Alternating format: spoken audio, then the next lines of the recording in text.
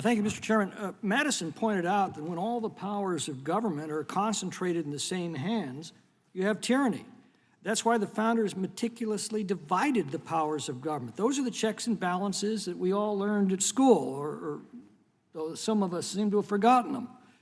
All legislative powers herein granted are vested in a Congress of the United States, not some of the legislative powers, all of those powers. Congress makes law but cannot enforce it. The president enforces law but cannot make it, and an independent judiciary resolves its disputes. The founders wanted every law to be made by representatives of the people who were accountable to the people. They wanted every voice in America heard through their representatives before a law was made. They wanted it to be hard to make law. They split the legislative branch into two houses and gave those two houses different perspectives so they'd even argue with each other. The modern regulatory state puts all of these powers back in single hands. An unelected agency writes the law, then it enforces the law that it has just written.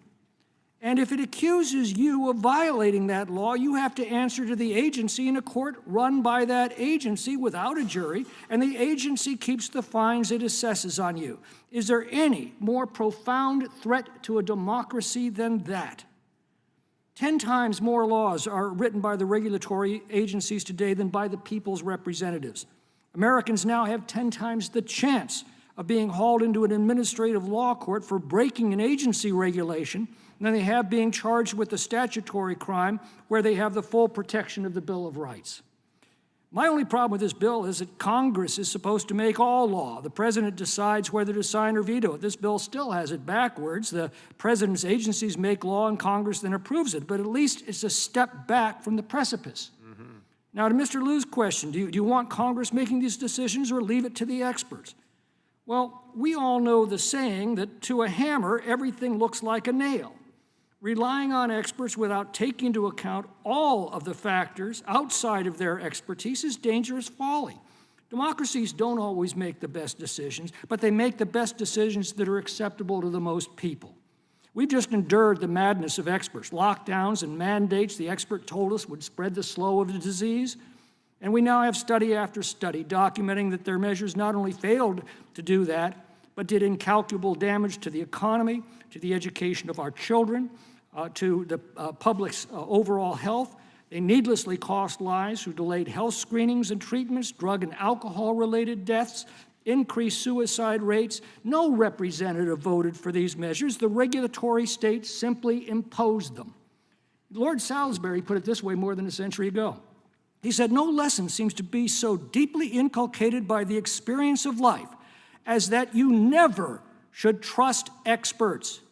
If you believe the doctors, nothing is wholesome. If you believe the theologians, nothing is innocent. If you believe the soldiers, nothing is safe. They all require to have their strong wine diluted by a very large admixture of insipid common sense." That is why we have a Congress, to weigh all of those opinions and to sort through them. You know, experts are there to advise us from every perspective, but it's then our responsibility on behalf of the people to sort through their perspectives and advice and chart a course that takes into account all of the issues at hand and be accountable to the people for those decisions. In 1848, Lex de Tocqueville issued this warning that I think is as important to us today as it was to his audience so many years ago. He said, "The trait which best describes socialists of all schools and shades is a profound opposition to personal liberty and scorn for individual reason, a complete contempt for the individual. They unceasingly attempt to mutilate, to curtail, to obstruct personal freedom in any and all ways. They hold that the state must not only act as the director of society, but must further be master of each man, and not only master, but keeper and trainer.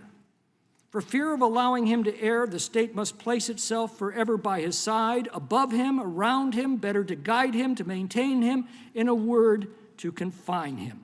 They call, in fact, for the forfeiture to a greater or less degree of human liberty, to the point where, were I to attempt to sum up what socialism is, I would say that it was simply a new system of serfdom." And Mr. Chairman, throughout American history, that party has not changed this fundamental belief. I yield back.